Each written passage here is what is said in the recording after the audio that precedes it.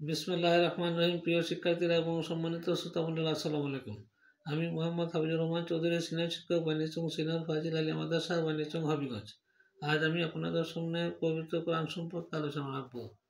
পবিত্র কোরআন বিশ্বের সর্বশ্রেষ্ঠ মহাগ্রন্থ।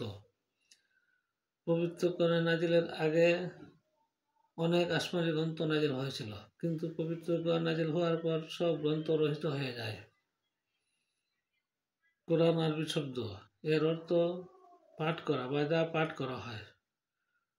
পারিভাষিক অর্থে মহান আল্লাহ জিবরাইল ইসলামের মাধ্যমে হযরত মুহাম্মদ ইসলামের উপর দীর্ঘ 23 বছর মানুষের হেদায়েতের জন্য যে গ্রন্থ নাজিল করেছিলেন, সেই গ্রন্থই আল কোরআন।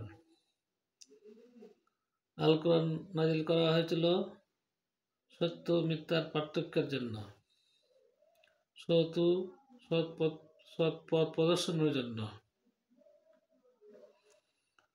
মহান রাসূল ঘোষণা করেন,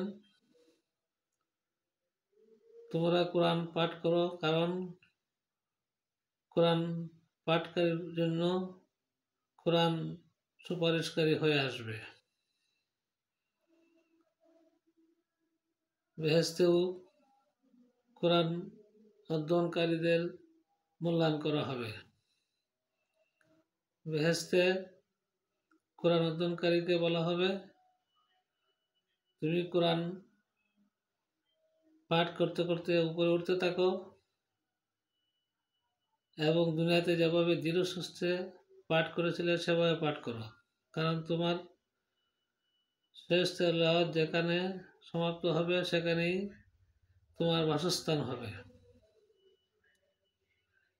মহান আল্লাহর কাছে আমাদের কামনা, আমরা যাতে পবিত্র কোরআন তেলাওয়াত করতে পারি। সবশেষে আমি শ্রোতামণ্ডলীকে আবারও সালাম জানিয়ে আমি আমার সংক্ষিপ্ত আলোচনা এখানে শেষ করছি। আসসালামু আলাইকুম ওয়া রাহমাতুল্লাহি ওয়া বারাকাতুহু।